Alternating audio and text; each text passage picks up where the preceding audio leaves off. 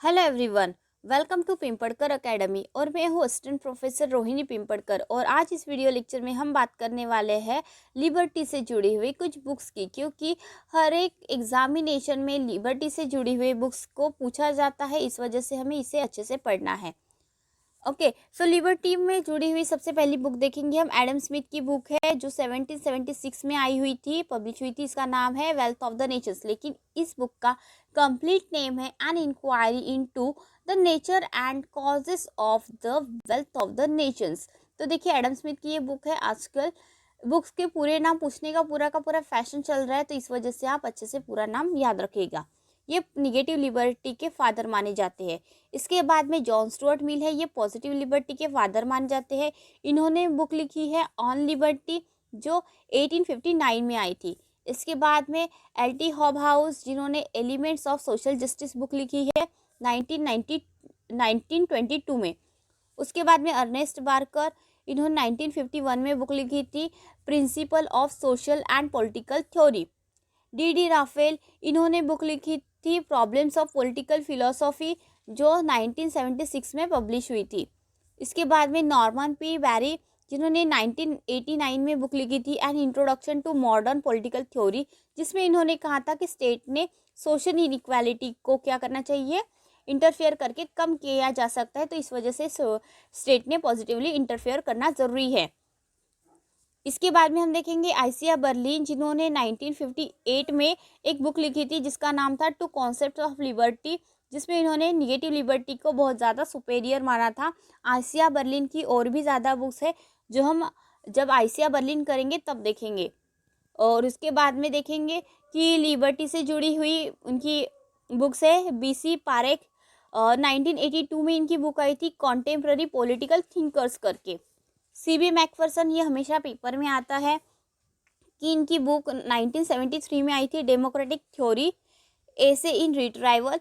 ये बुक काफ़ी इंपॉर्टेंट है, ये कई बार एग्जामिनेशन में पूछी जा चुकी है और हमेशा से इसके बारे में पूछा जाता है डायरेक्ट और इनडायरेक्टली।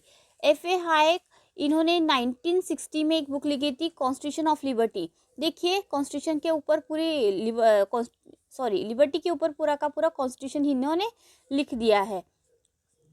तो ये इनका बुक का नाम है। मिल्टन फ्राइडमन, इन्होंने 1962 में एक बुक लिखी थी जिन्होंने इन्हें कैपिटलिज्म का काफ़ी ज़्यादा सपोर्ट किया था कॉन्टेम्प्ररी इरा में। तो इनकी बुक का नाम है capitalism and freedom. Robert Nozick, जिन्होंने एक बुक लिखी है 1974 में अनार्की स्टेट एंड यूटोपिया। ये जो बुक है ये क्रिटिसिज्म किया हुआ था जॉन रॉल्स की बुक का इन्होंने इस बुक में। तो ये बहुत इंपॉर्टेंट बुक है, इसे आप अच्छे से याद रखिएगा। इसके बाद में जॉन लेविस, इन्होंने 1976 में एक बुक लिखी थी मार्क्सिज्म के ऊपर, मार्क्सिज्म एंड ओपन माइंड। तो ये भी बुक बहुत ज़्यादा इंपॉर्टेंट है। एंजेल्स, इन्होंने 1878 में इन्होंने बुक लिखी थी एंटी डिहरिंग। इसके बाद में हर्बर्ट मार्क्यूज, ये पिछले एग्जामिनेशन में भी ये आया था नेट की एग्जामिनेशन में। वन डायमेंशनल मैन के बुक का नाम है जो 1964 में पब्लिश हुई थी।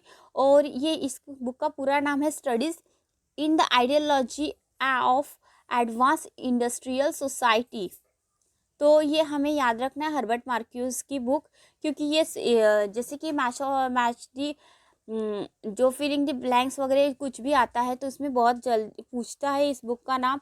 इसके बाद में और बुक देखेंगे जैसे कि कम्युनिस्ट मैनिफेस्टो, हमें पता है क्योंकि ये बुक क्या थी, कार्ल मार्क्स और फ्रेडरिक एंजल्स ने एक साथ लिखी हुई थी।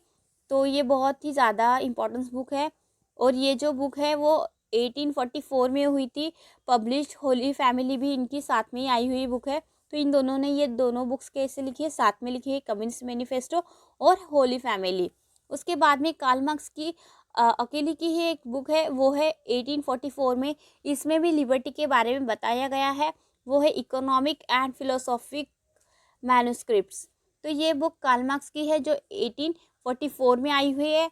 तो इस तरीके से हमने इस वीडियो लेक्चर में लिबर्टी से जुड़ी हुई कुछ बुक्स देखी है। So thank you so much guys for watching this.